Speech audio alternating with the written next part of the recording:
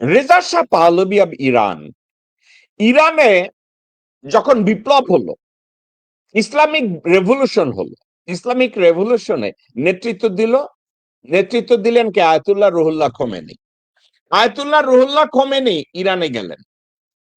ইরানে গিয়ে পুরা ইরানে রেজা শাহ পাহলভীর যত লোকজন ছিল তাদেরকে ইরান থেকে তাড়াইয়া দিছে। তারপরে সরকারটাকে রিঅর্গানাইজ করছে এবং রিঅর্গানাইজ করে ইরানের সার্বভৌমত্ব এবং স্বাধীনতাকে রক্ষা করার জন্য প্রত্যেকটা সেক্টরে হাত দিছে। কি জন্য? ইরানকে রক্ষা করার জন্য।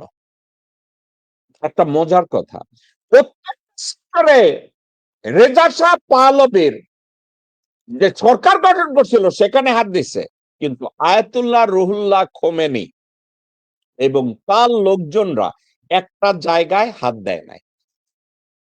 ওই জায়গা কোনটা আপনারা কি জানেন? Intelligence, security and surveillance. দর্শক শ্রোতা, আপনাদের ভিতরে সেনাবাহিনীর লোকজন আছে, দর্শকদের মধ্যে, জনগণের মধ্যে, আপনাদের মধ্যে আর্মি, নেভি, এয়ারফোর্সের লোকজন আছেন, আপনারা লেখাপড়া জানা লোকজন আছেন। আপনাদেরকে আমি বলি, আয়াতুল্লাহ রুহুল্লাহ খোমেনি তিনটা জায়গায় হাত দেন নাই: ইন্টেলিজেন্স, সিকিউরিটি অ্যান্ড সার্ভিলেন্স। কি করেছেন জানেন? এই ইন্টেলিজেন্স, সিকিউরিটি এবং সার্ভিলেন্স, এই তিনোটা ছিল, এই স্ট্রাকচারটা ছিল রেজা শাহ পাহলভীর আন্ডারে তৈরি করা। কারা তৈরি করেছিল জানেন? CIA and Mossad. এবং সিআইএ এবং মোসাদের টেকনিশিয়ান অথবা লেবার কারা ছিল জানেন? ইন্ডিয়ানরা। আমি কিন্তু আপনাদেরকে গল্প করতেছি না, ব্যাক করে যান, হিস্ট্রিক্যালি ঘাটেন, লেখাপড়া করেন, জানেন, তারপরে এগুলো নিয়ে রিসার্চ করেন। তাহলে কি হইলো? 1979-এ বিশাল ইসলামিক রেভলিউশন হইল। আমেরিকার পাতানো সরকার রেজা শাহ পাহলভীকে ইরান থেকে বাইর করে দেওয়া হইলো, পলায়ন করলো, সবকিছুর পরিবর্তন হইল। কিসের পরিবর্তন হয় নাই? Intelligence, security and surveillance. আমি এই সাবজেক্টটাকে আজকের কেন টানলাম? আজকের ইরানে ধর্মীয় নেতাকে গুলি করে ফালাইয়া দেয়, ইরানের প্রেসিডেন্টকে মাইরা ফালায়, ইরানে যারাই যায় প্যালেস্টাইনি তাদেরকে মেরে ফেলে। কেন জানেন? Ayatollah Ruhollah Khomeini intelligence, security এবং সার্ভিলেন্স এই তিনটাকে রিপ্লেস করে নাই। তার খেসারত ইরান আজকের পর্যন্ত দিয়ে যাচ্ছে। আজকের পর্যন্ত, অ্যাজ অফ টুডে, আমেরিকার কাছে ইরানের ইন্টেলিজেন্স, ইরানের সিকিউরিটি, ইরানের সার্ভিলেন্স প্রত্যেকটার স্ট্রাকচার আমেরিকার কাছে আছে। কেন আছে? কারণ রেজা শাহ পাহলভীর সময় এটার স্ট্রাকচারটা তৈরি করেছিল কারা? সিআইএ, মোসাদ এবং তাদের টেকনিশিয়ান এবং কর্মচারী কারা ছিল? ভারতীয়রা। এখন আপনাদেরকে আমি বলি, ওখান থেকেই এখন ইরান যখন একের পর এক মারতেছে এবং মরতেছে, তখন ইরানের কানে পানি গেল। কাহিনী কি? একের পর এক তারা ইন্টেলিজেন্স, সিকিউরিটি এবং সার্ভিলেন্সের দিকে একটু মনোযোগ দেওয়া শুরু করলো। যখন মনোযোগ দিল তখন তারা কি দেখলো জানেন? সবাই সিআইএর লোকজন, মোসাদের লোকজন, রয়ের লোকজন একত্রে হরিলুটের বাতাসা বানাইতেছে ইরানের সিকিউরিটি নিয়ে। এখন দর্শক শ্রোতা, তাই যদি হয়, একটা রাষ্ট্রের ইন্টেলিজেন্স, সিকিউরিটি অ্যান্ড সার্ভেলেন্স তিনটাই যদি নিয়ন্ত্রিত হয় বাইরের দেশের দ্বারা, তিনটা দেশ দ্বারা, তাইলে ওই দেশের স্বাধীনতা এবং সার্বভৌমত্ব কি থাকে? আপনারা বলেন, থাকে? আপনারা যদি লেখাপড়া করে মনোযোগ দিয়ে আমার আজকের এই কথাগুলো শুনেন, অত্যন্ত টেকনিক্যাল কথা। ইরান 1979 সালের বিপ্লব থেকে শুরু করে আজকে এসে তারা টের পাচ্ছে যে তাদের ইন্টেলিজেন্স, সিকিউরিটি এন্ড সার্ভিলেন্স তিনটাই কম্প্রোমাইজড। এই তিনটার infrastructure is set up by CIA, Mossad এবং র। তাহলে ওখানে নেতারা মারা যাবে, এটা কি অ্যাবনর্মাল?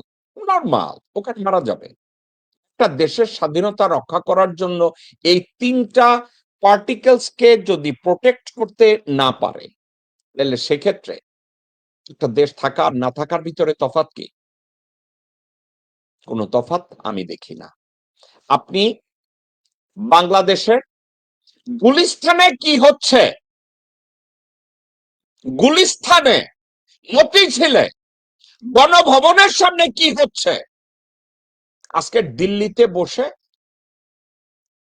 ইন্ডিয়ান অপারেটররা এগুলো দেখতেছে। জাহাঙ্গীর গেটে কি হচ্ছে, সেনানিবাসে আপনারা যখন ঢোকেন ওখানে কি হচ্ছে, দিল্লিতে বসে ওটা দেখে, গুজরাটে বসে ওটা দেখে, ভারতীয়রা ওইটা দেখে, ওইখান থেকে তারা প্ল্যান করে আপনাকে কেমনে কোন জায়গা থেকে গুলি করবে। কারণ বাংলাদেশে এ ধরনের 23টা, 24টা, 25টা রাডার লাগানো আছে আপনাদের জন্য। আপনারা কোথায় যাবেন, কি করবেন, আপনারা কোথায় উকি মারছেন, সব তাদের কাছে আছে।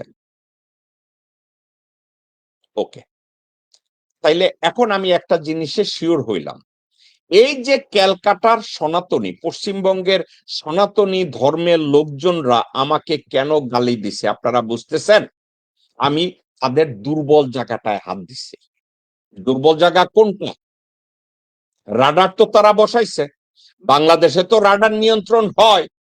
বাংলাদেশের চিটাগংয়ে 7-8টা রাডার বসানো, খুলনায় 7-8টা 10টা রাডার বসানো, মানে সমুদ্র বন্দরে, কুয়াকাটায় রাডার বসানো, প্রত্যেকটা বর্ডারে রাডার বসানো, ঢাকা মহানগরীতে বিভিন্ন জায়গায় রাডার বসানো।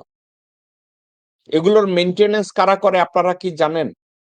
আপনারা শুনলে আকাশ থেকে পড়বেন। আমাদের দেশের ডিজিএফআই টেকনিশিয়ানরা, ডিজিএফআইরা ওই রাডার গুলোর তত্ত্বাবধান করে যাতে ভারতে ঠিক মতো ডাটাগুলো পায়। ভারত যাতে এই ডাটাগুলো পেতে অসুবিধা না হয়। অর্থাৎ বাংলাদেশে যেই রাডার গুলো আছে এগুলোর মেইনটেনেন্স করে বাংলাদেশের সরকার। তাইলে আপনি বলেন এরপরে আমাদের দেশের সরকার আমাদের স্বাধীন সার্বভৌম বাংলাদেশ চায়? আপনারা না তাদেরকে ভোট দিচ্ছেন? আপনারাই যদি তাদেরকে ভোট দিয়ে থাকেন, ঠিক আছে, আপনারাই যদি তাদেরকে ভোট দিয়ে থাকেন, তাইলে তারা হিন্দুস্তানকে বলছে আমাদের স্বাধীন ও সার্বভৌম বাংলাদেশের দরকার নাই। আপনাদেরকে বলছি এই মুহূর্তে তারা ধরেন আওয়ামী লীগ করেন, এটা তো রাগের কথা না, আপনি আওয়ামী লীগ করেন, আওয়ামী লীগ করেন, কিন্তু আপনার আওয়ামী লীগ করার অর্থ যদি এটা হয় যে আমরা বাংলাদেশ চাই না, রাষ্ট্র হিসেবে আমাদের এটার দরকার নাই, তাহলে তো আপনার আর আমার বিতর্কের তো দরকার নাই। আমি বুঝলাম আপনি স্বাধীন সার্বভৌম বাংলাদেশের পক্ষের কোনো মানুষ না, কিন্তু আপনারা এই কথাটা বলেন না, কিন্তু মনে প্রাণে এটাকে বিশ্বাস করেন, এটাকে ধারণ করেন, এটাকে লালন করেন। বিএনপির লোকজনরাও এখন, কারণ তারেক রহমান বাংলাদেশে যখন আসছে সেও মিথ্যা কথা বলে নাই। তারেক রহমানও বাংলাদেশে এসে মিথ্যা কথা বলে নাই, কারণ সে বলছে আই হ্যাভ এ প্ল্যান। কি প্ল্যান জানেন? উনি বাংলাদেশে আসার আগে লন্ডনে বসে শয়ে শয়ে পৃষ্ঠায় সিগনেচার করেছে। ওই সিগনেচারের ভিত্তিতে উনি বাংলাদেশে এখনো বেঁচে আছে, এখনো প্রধানমন্ত্রী, এখনো গার্ড অব অনার পাচ্ছে, এখনো তার জনগণের কাছে আপনারা তারে তারেক ভাইয়া, বাল ভাইয়া, ছাতু ভাইয়া বলে ডাকছেন।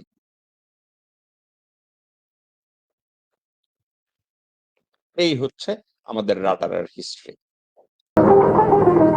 কারা রইল বোকাপাট, কারা রইল বোকাপাট, ভেঙে ফেল পারলে লোপাট, রক্ত জমাট শিকল পুজোর ভাষণ বেদি।